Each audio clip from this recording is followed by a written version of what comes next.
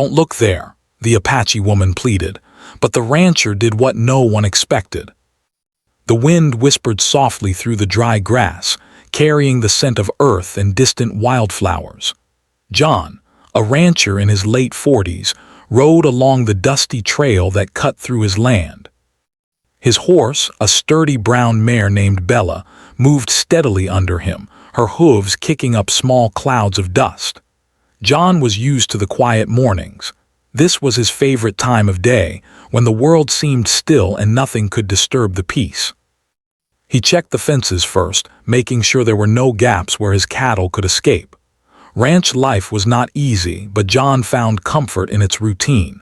Each fence post, each animal, each stretch of land had a story, and he knew them all. But this morning felt different. There was a strange tension in the air, as if the land itself was holding its breath. As John rode closer to the edge of the canyon, he noticed a figure moving in the distance. At first he thought it was another rancher or perhaps one of his neighbors, but as he approached, he realized it was a woman. She was moving quickly, almost running, and her clothes were simple, made of soft leather and decorated with beads. Something about her made John pause. He had seen Apache women before when he traveled through nearby towns, but this one seemed different. She looked frightened, as if she had seen something that no one should see. When she noticed John, she stopped abruptly. Her eyes, dark and alert, searched his face quickly, and then she spoke. "Don't look there," she said, her voice urgent and full of fear. John blinked. He was taken aback. He had never heard anyone speak with such intensity, especially someone who was clearly trying to warn him. "Excuse me," he asked, trying to keep his voice calm. "What do you mean, don't look where?" The woman's gaze darted nervously toward the canyon. Her hands trembled slightly as she pointed in that direction, but she quickly pulled them back, as if she feared even pointing might invite danger. "It's not safe," she whispered. "You must not go near the edge. You must not see it." John's curiosity grew. He had always been a man who respected other people, but he also trusted his own judgment. He could see the fear in her eyes, but he could not imagine what could be so dangerous that a grown woman would warn him like this. I just want to understand," he said gently. "If something is wrong, maybe I can help." The woman shook her head. "You don't understand. It is not just wrong. It is forbidden. The land holds something that is not meant to be disturbed. Please, I beg you, do not look." Her voice broke slightly, and for the first time, John saw tears forming at the corners of her eyes. For a moment, John considered turning back. After all, she had asked him not to look. Maybe it was safer to listen. But the part of him that had always been curious, the part that had built a life on understanding the land and its mysteries, would not let him ignore what might be important.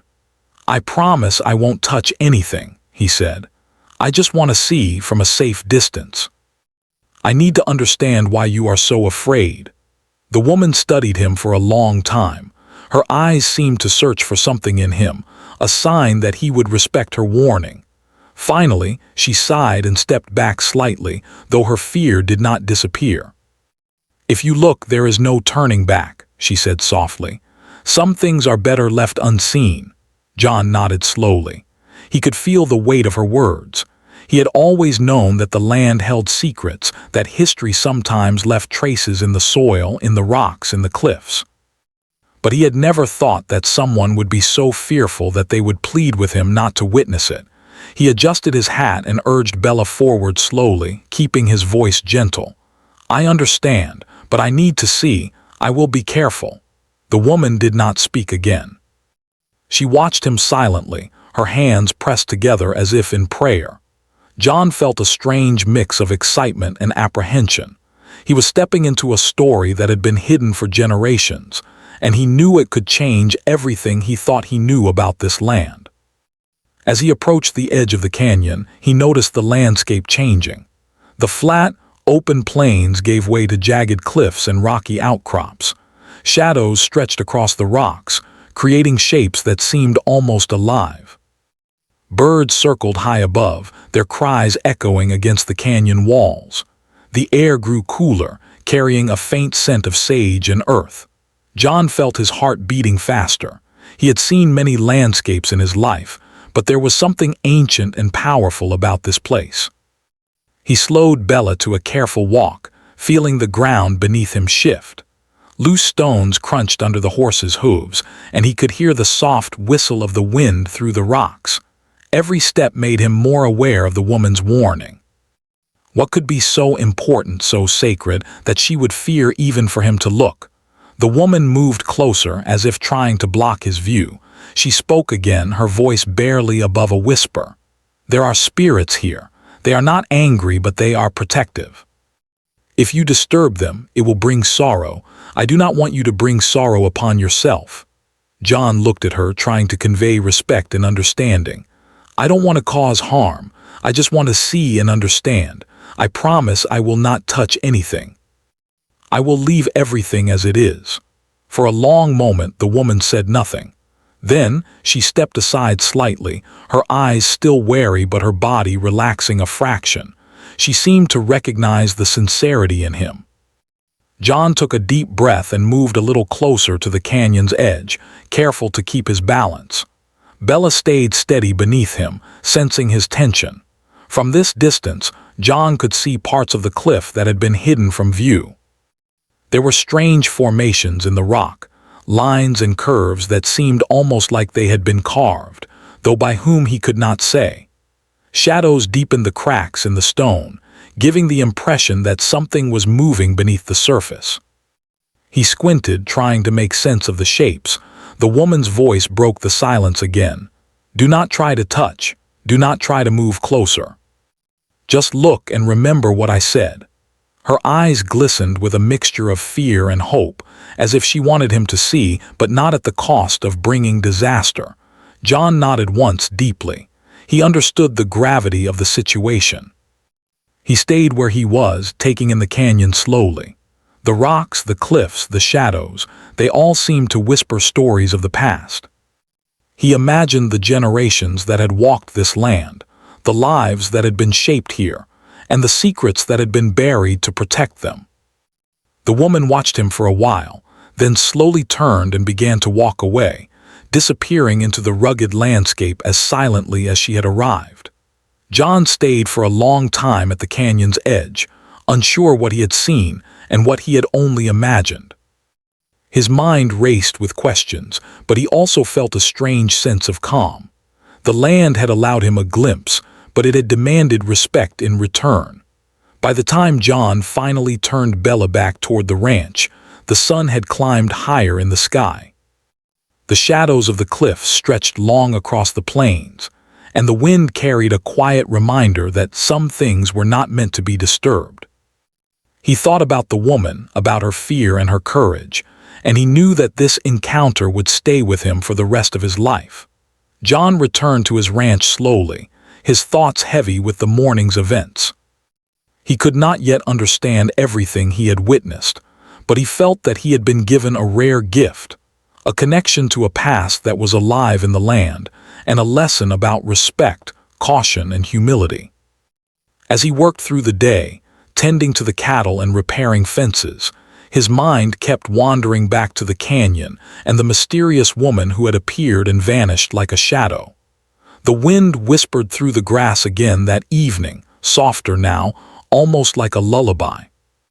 John looked toward the canyon one last time before the sun disappeared behind the hills. He could not see the woman, and he could not see what she had been protecting, but he felt her presence in the quiet of the land. And deep inside, he promised himself that he would honor her warning, no matter how curious he remained. The day after his encounter with the Apache woman, John could not stop thinking about her words. "Don't look there." They repeated in his mind over and over like a whisper carried by the wind. It was more than a warning, it felt like a plea, urgent and fearful. As he worked around the ranch, repairing fences and checking on the cattle, he found himself glancing toward the canyon again and again, unable to shake the image of the rugged cliffs and the shadows that seemed almost alive. Despite his curiosity, John knew he could not ignore the woman's warning. Her fear had been real, and her urgency had been unmistakable. He remembered the way her eyes had searched his face, trying to measure whether he would respect her plea. And yet, curiosity was a part of him he could not easily silence. He had spent his life exploring the land, noticing its small details, uncovering its hidden corners and respecting its rhythms. But this was different. This was more than just land. This was history, memory, and something sacred. By midday, he decided to prepare for a cautious visit back to the canyon. He saddled Bella carefully, checking her shoes and reins, and packed a small bag with water, some food, and a notebook. He had learned from experience that when something felt important, it deserved careful attention, not reckless curiosity. But he also wanted to understand why the woman had been so afraid. He wanted to know what story the land held that was so powerful it had driven her to warn a stranger. As he approached the canyon, the wind had picked up slightly, rustling the grass and making the branches of the sparse trees bend and sway. The sun was higher in the sky than the day before, casting sharp shadows across the rocks and cliffs. John felt a mix of anticipation and nervousness. He remembered the woman's words, "It is forbidden." Some things are better left unseen. He respected them, yet he could not resist the need to observe carefully and without disturbing anything. When he reached the edge of the canyon, he saw signs of the land's ancient presence. Rocks were arranged in unusual patterns, almost like they had been placed intentionally. Faint carvings were visible on some of the larger stones, symbols he did not recognize, but which seemed deliberate and meaningful. The canyon itself seemed alive, echoing softly with the wind as if it were breathing. The shadows shifted like moving shapes, and John felt a strange pull, like the land itself was inviting him to learn its secrets, but also warning him not to be greedy with that knowledge. He remembered the woman's face, the intensity of her eyes, and the trembling in her hands. He realized that she was not just afraid of danger in the ordinary sense. She was afraid of disrespect. The land had been her people's protector, and it had memories that demanded reverence. John felt a wave of humility wash over him. He had always thought of himself as careful, but this was something deeper than mere caution. This was respect for history, culture, and life that had existed long before he had been born. He took a few careful steps closer to the edge, but he did not cross any boundaries. He squatted on a flat rock and took out his notebook, sketching the unusual rock formations and noting the carvings. As he worked, he thought about the woman and her people.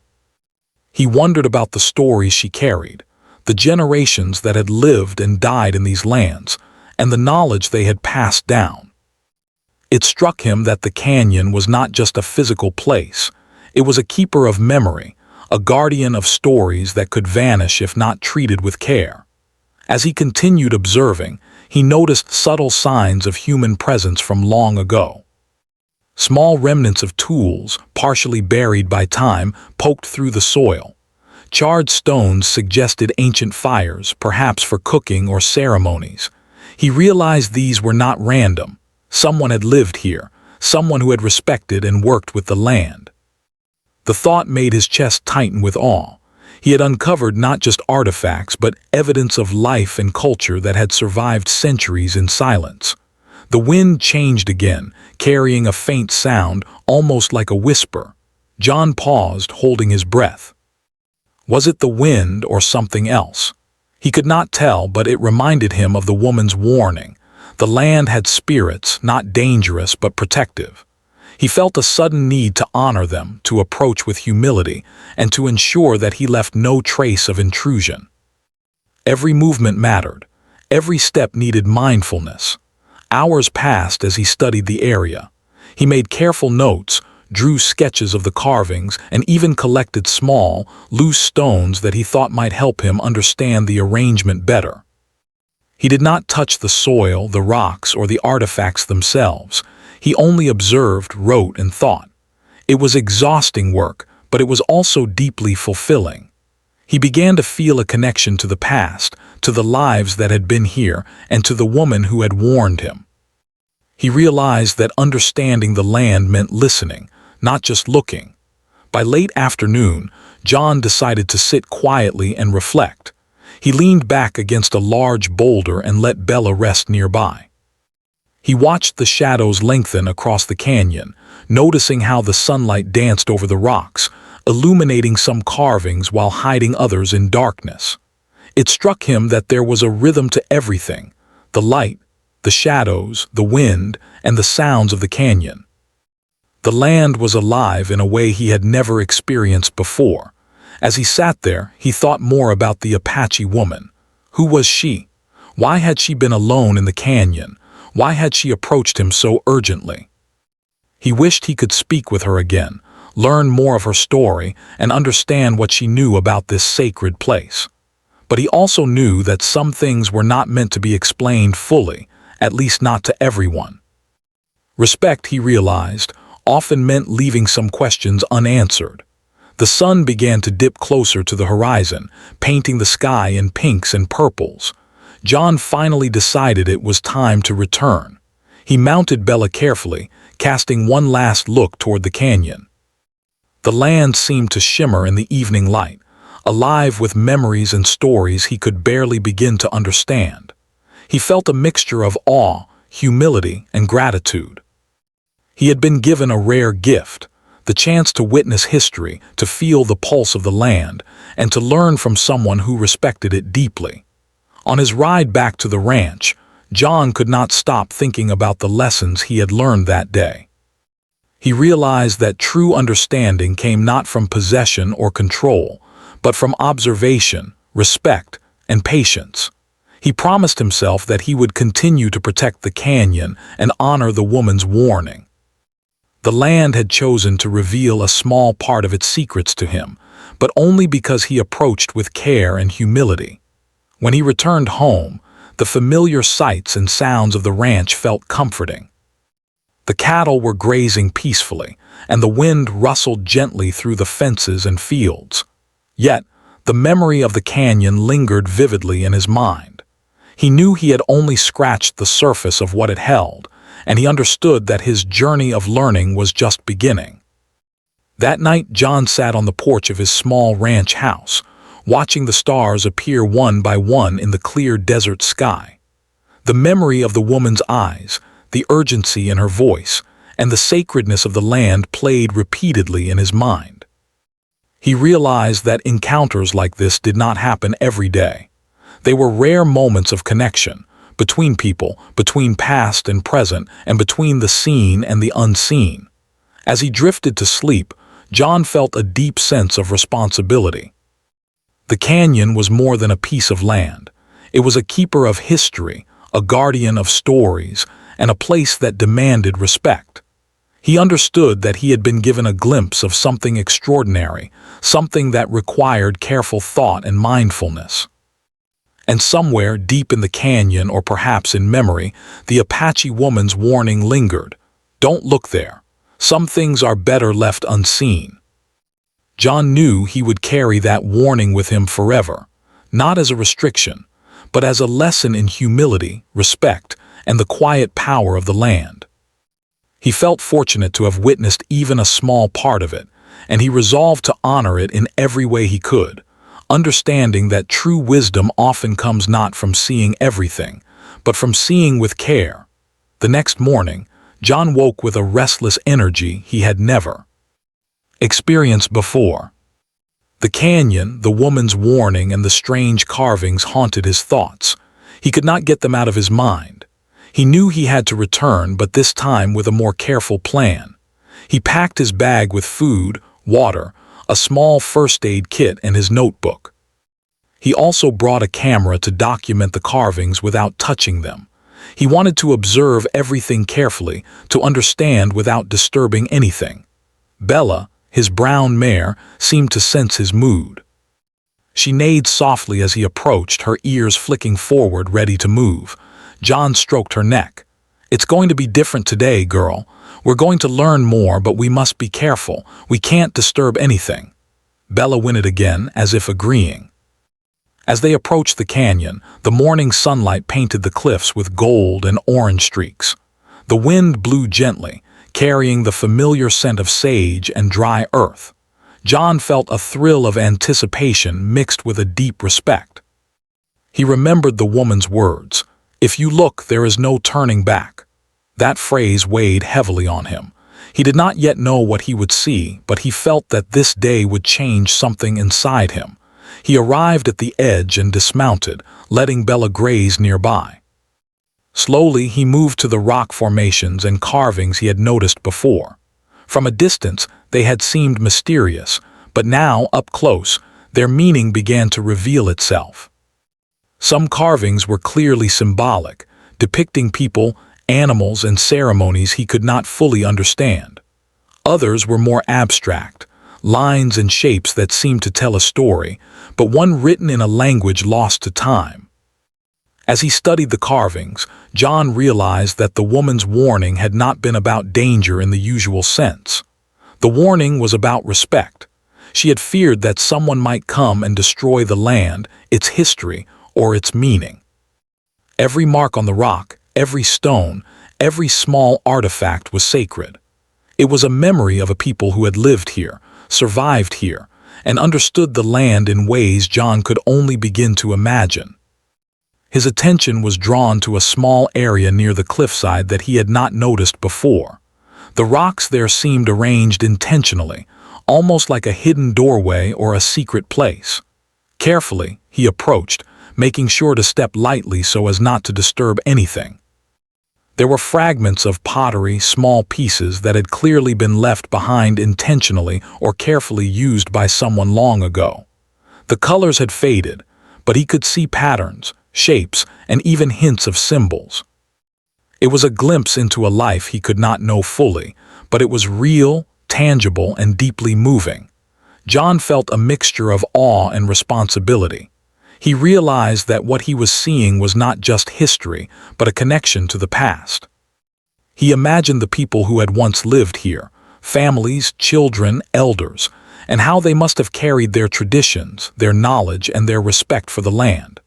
The canyon had preserved their stories in stone and earth, and now John was a witness. He felt a deep urge to honor them. As he continued exploring, he noticed a shadow moving in the distance.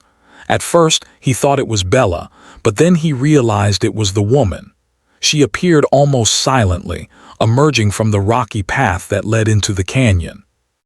Her presence startled him, but there was no fear in her eyes this time, only cautious observation. She had returned, perhaps to see what he had done, or perhaps to ensure he respected the land as she had warned. John greeted her respectfully. "I didn't touch anything," he said softly. "I just wanted to see, to understand. I've been careful." The woman studied him silently for a moment, then she nodded slightly. "You have shown respect," she said, her voice calm but firm. "The land can feel the intentions of those who enter. You are not reckless, but many are. That is why I warned you." He listened carefully as she spoke, realizing that this encounter was about more than the carvings, the stones, or the artifacts. It was about understanding, empathy, and respect for the people who had lived here long before him. He felt humbled. He had grown up working the land, taking care of animals and respecting nature, but he had never felt such a profound connection to history. The woman led him carefully along the edge of the canyon, showing him areas that had been especially important. She explained, in simple words, that this land had been home to her ancestors for generations. They had hunted, farmed, and held ceremonies here. They had left their marks to honor the earth and to pass knowledge to future generations. John listened, captivated. He realized that he was learning not just about the past, but about how to see the world with care, humility, and respect. At one point, she paused near a flat rock and pointed to faint markings he had not noticed before. "These tell a story," she explained. "It is about a time of sorrow and bravery. Those who came before us faced challenges we cannot imagine, but they endured. They left their mark so we could remember." John knelt to look closer. The carvings were delicate, almost hidden by centuries of wind and rain. He traced them lightly in his notebook, careful not to touch the rock. He felt a shiver of understanding. These were stories of life and survival, courage and loss, hope and resilience. The woman's fear from the previous day made sense now. This was sacred, fragile, and precious. They continued walking along the edge of the canyon, moving slowly, speaking softly. The woman shared small pieces of her culture, the names of the animals, the seasons, and the rituals that had been practiced here. John asked questions, careful to listen and not to judge. Every answer deepened his respect, and every story made him feel more connected to the land and its people. Hours passed. The sun climbed high in the sky, casting sharp shadows across the canyon walls. John could feel the heat, but he barely noticed. His mind and heart were full of the stories, the carvings, and the quiet lessons of respect. He realized that the land had taught him something important, that some knowledge was not meant to be exploited, but honored. Some discoveries were not treasures to possess, but stories to witness and protect. By late afternoon, John and the woman reached a small plateau with a clear view of the canyon below.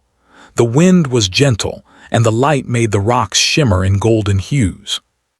She turned to him and spoke quietly. "You have seen what you were meant to see. You have understood, and that is enough. The land will guide you if you continue with respect." John nodded, feeling a sense of completion and gratitude. He had learned far more than he had expected. The woman had trusted him, and he had honored that trust. The carvings, the pottery fragments, the shadowy cliffs, all had left an impression on him that he knew would last a lifetime. As they began the journey back, John thought about the choices he had made. He could have ignored the woman's warning and disturbed the site, risking destruction and disrespect. But instead, he had chosen observation, patience, and care. He understood now that courage was not only about action, but also about restraint.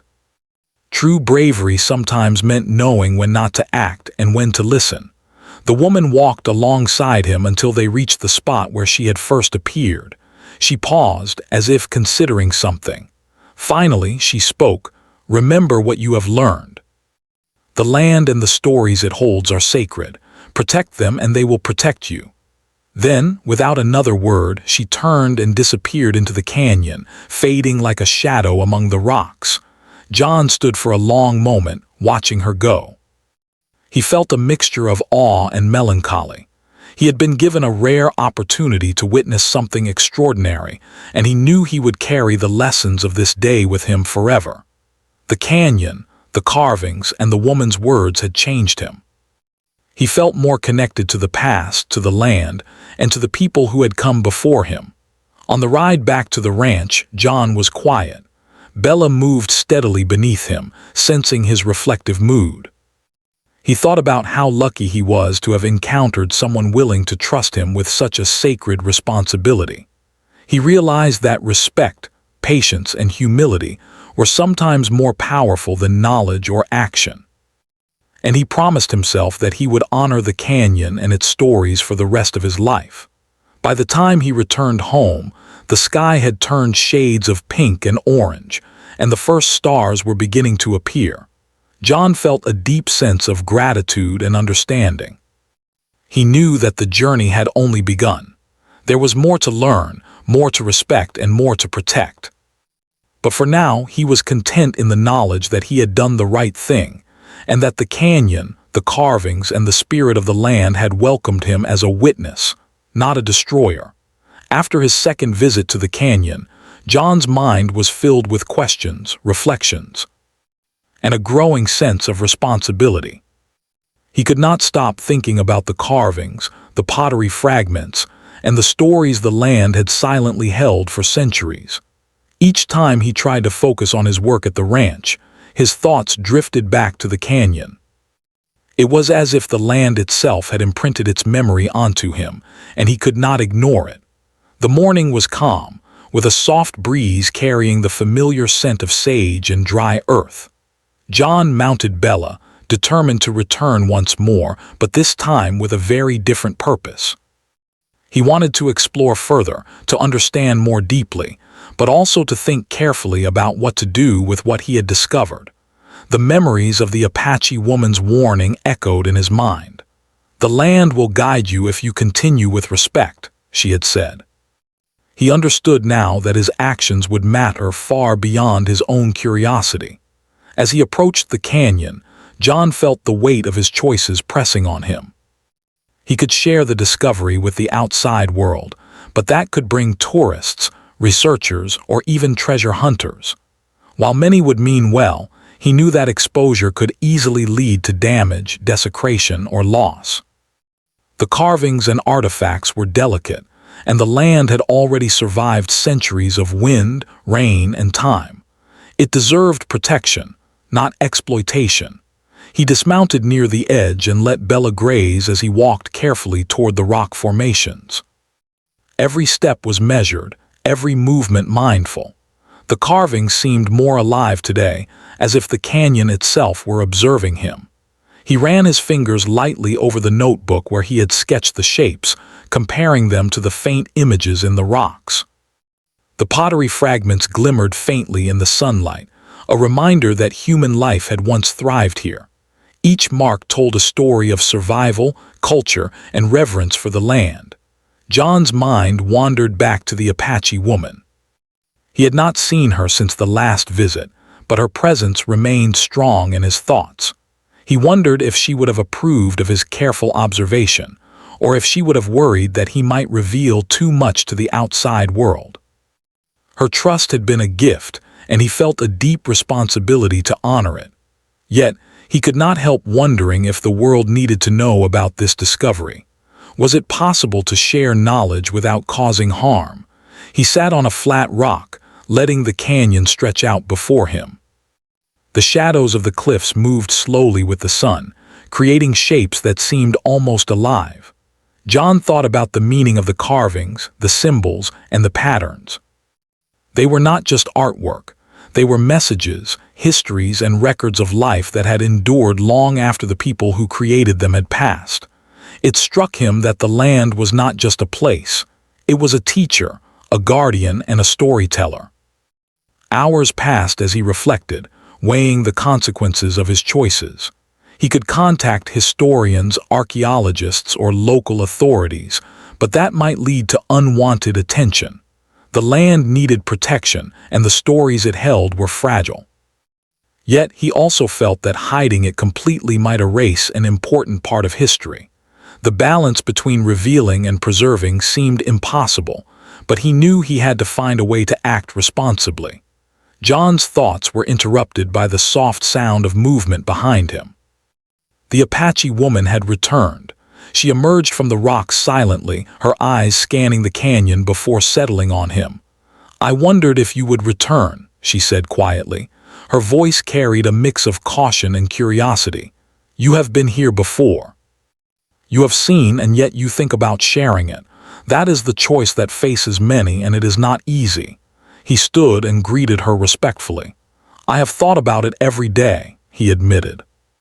"I want to protect the land, but I also wonder if the world should know about the history here. I do not want to cause harm." The woman nodded, understanding in her eyes. Many see history as a prize, something to be taken and displayed, but history is alive here. It is not a trophy. You must decide if you will honor it or exploit it. John listened carefully. Her words were not just advice. They were a reminder of the delicate balance between knowledge and respect. He realized that the responsibility was entirely his. No one could make the choice for him.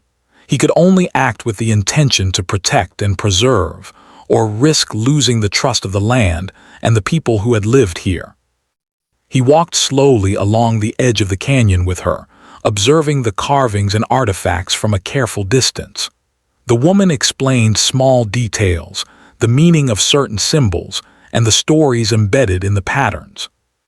John took notes quietly, careful not to disturb the rocks.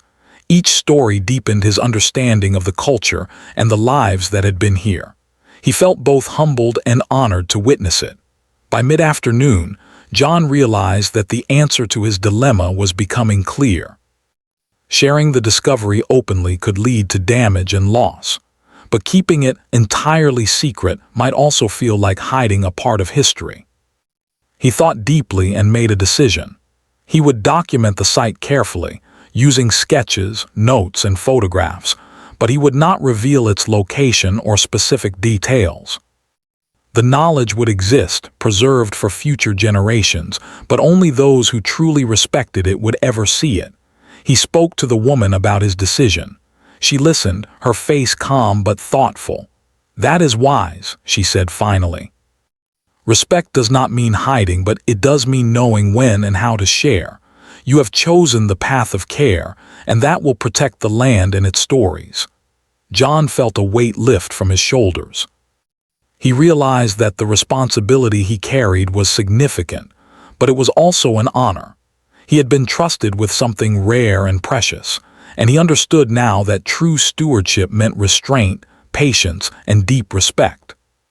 The canyon, the carvings, and the artifacts had chosen him as a witness, and he had risen to that role with care. They continued walking along the canyon, and John felt a sense of connection that he had never experienced before. The land seemed to respond to their presence, calm and quiet, as if approving of their respect.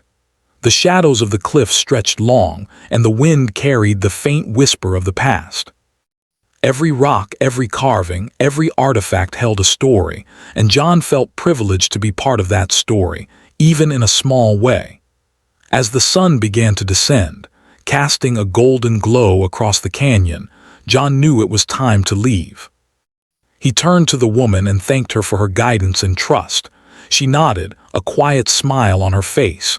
"Remember, what you have seen is a gift. Protect it, honor it, and the land will guide you always." John mounted Bella, feeling a deep sense of purpose. He knew that the decisions he had made today would shape his relationship with the land forever.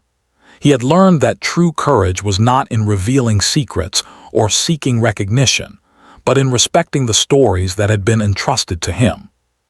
He had learned that knowledge carried responsibility, and that the best way to honor the past was through care, patience, and humility. On the ride back to the ranch, John felt a quiet peace settle over him.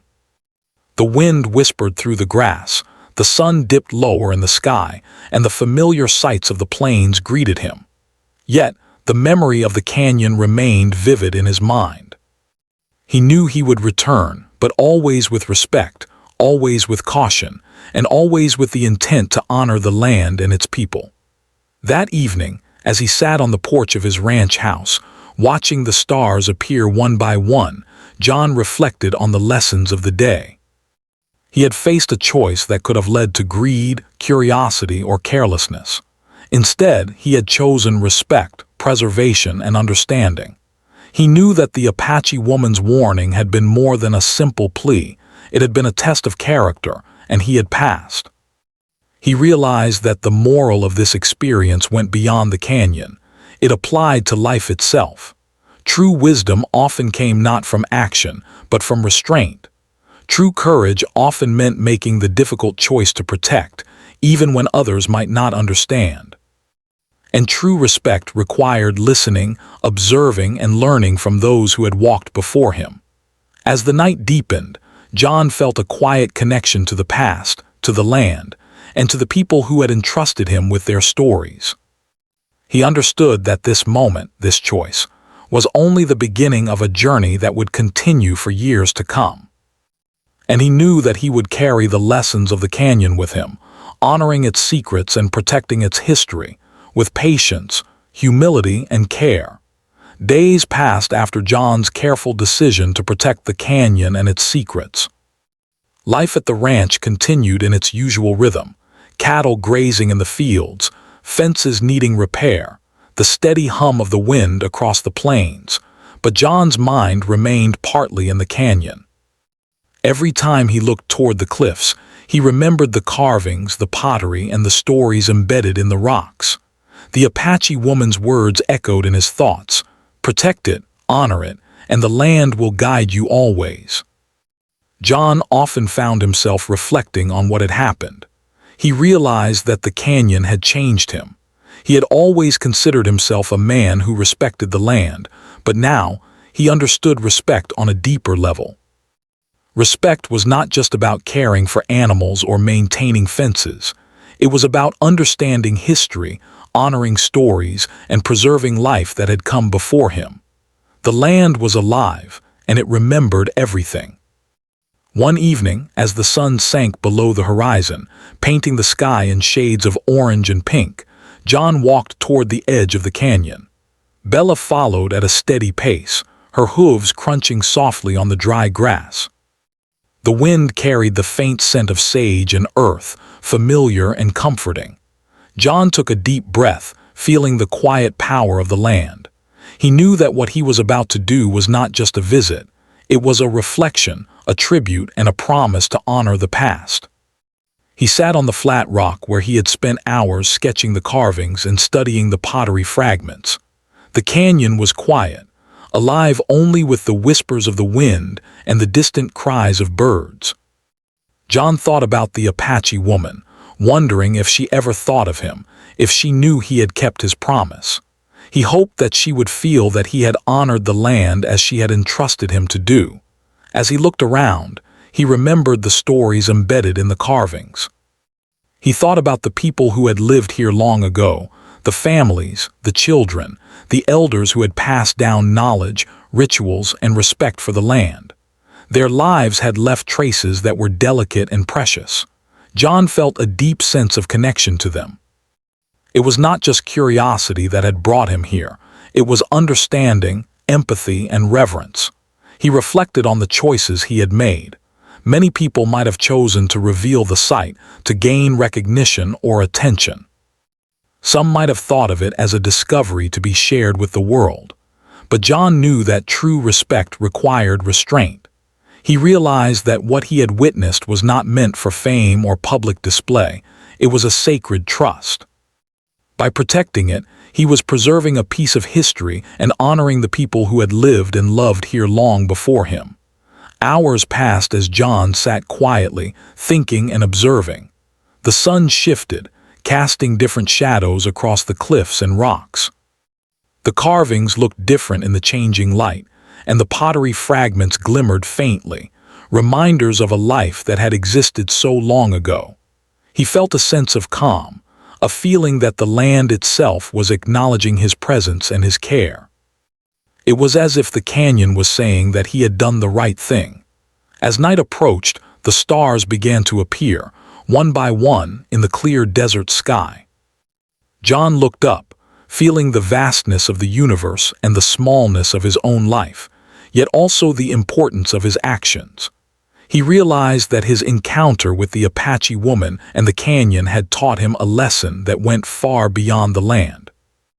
It was a lesson about life, responsibility, and respect for all that is sacred. He remembered the first day he had met the woman, how she had pleaded with him not to look, and how he had struggled with curiosity. That struggle had been necessary. It had taught him the value of restraint and careful observation. He had learned that understanding the past required patience, humility, and reverence. He also learned that choices have consequences, and that true courage is often quiet, thoughtful, and unseen by others. John thought about how he could continue to honor the land. He decided that he would document what he had seen, but only for the purpose of preservation. He would create sketches, take notes, and record observations, but he would never reveal the exact location or details of the carvings and artifacts. He knew that this approach would protect the site while still allowing the knowledge to exist for future generations who could appreciate it respectfully. As he prepared to leave the canyon, John stood and looked one last time across the cliffs and shadows. He felt a deep sense of gratitude. He was grateful to the land for sharing its secrets with him, to the Apache woman for trusting him, and to the people who had lived here for leaving their stories behind. He understood that life was a chain of trust, respect, and care, and that he had been given a rare opportunity to be part of that chain. On the ride back to the ranch, John felt a peaceful calm settle over him. Bella moved steadily, and the wind whispered softly through the grass. The evening sky was filled with stars, and the world seemed vast and alive with stories waiting to be remembered. He thought about how his life had changed because of the canyon. He felt more connected, more responsible, and more aware of the delicate balance between curiosity and respect. Back at the ranch, John spent the evening reflecting quietly on the lessons he had learned. He understood that the canyon had taught him something that went beyond his expectations. It was not just about discovery, but about humility, integrity, and the power of listening to those who know and care for the land. The woman's warning, once a source of tension and mystery, now felt like guidance, a compass for life. John knew that he would never forget the experience. He understood that the canyon, the carvings, the pottery, and the woman's words were part of a larger story, one that connected past and present, human and land, memory and life. He felt a quiet responsibility to protect that story, to honor it in his thoughts, actions, and decisions. As the night deepened, he walked to the porch of his ranch house and looked up at the stars once more. The quiet of the desert surrounded him, and he felt a sense of continuity, of connection to something larger than himself. The land had taught him about patience, respect, and courage. It had shown him that some things are not meant to be possessed, only witnessed and preserved. And it had reminded him that the choices we make define not only our lives, but the lives and stories of those who came before us. In the following weeks, John continued his daily routine at the ranch, but his perspective had changed. Every action, from mending fences to guiding the cattle, felt connected to something larger. He carried the lessons of the canyon with him: patience, care, humility, and respect. He understood that life was about more than immediate gain or recognition. It was about honor, trust, and preserving what is valuable for those who come after. Occasionally, he would return to the edge of the canyon, sitting quietly for hours, observing without touching, reflecting without judgment. He never felt the need to reveal what he had seen, because the true reward was in understanding, not in sharing. The Apache woman's presence lingered in his memory, a reminder of trust, respect, and the silent power of the land. One night, John dreamed of the canyon. In his dream, the carvings glowed softly, and the spirits of the people who had lived there seemed to whisper in the wind. He felt peace, connection, and a profound sense of responsibility. When he woke, he knew that the canyon would always be a part of him, guiding his choices, his thoughts, and his actions. He had learned the meaning of respect, the value of restraint, and the importance of protecting what is sacred. John's life at the ranch continued, but he was forever changed. The lessons of the canyon shaped his decisions, his attitude, and his understanding of the world. He knew that history, culture, and memory are fragile and precious.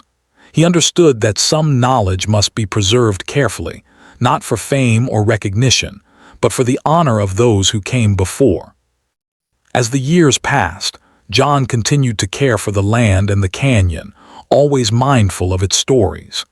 He shared the lessons he had learned with close friends, but only in ways that emphasized respect, responsibility, and humility. The canyon remained protected, its secrets safe, and the carvings and artifacts continued to tell their silent story. John's life was richer, his perspective deeper, and his heart more attuned to the quiet power of history, culture, and the land. In the end, John understood that the greatest gift of the canyon was not what he saw, but what he learned. He learned to listen, to respect, and to honor the past. He learned that some truths are not meant to be revealed to everyone, and that the right action is often one of restraint and care. And he knew that the Apache woman's warning had been more than a plea. It had been a guide, a lesson, and a test of character. By choosing respect and protection over curiosity and exposure, John had honored the land, its people, and the stories that had survived through the ages. And in that quiet, sacred space between earth and sky, between past and present, John found peace, understanding, and a connection that would last a lifetime.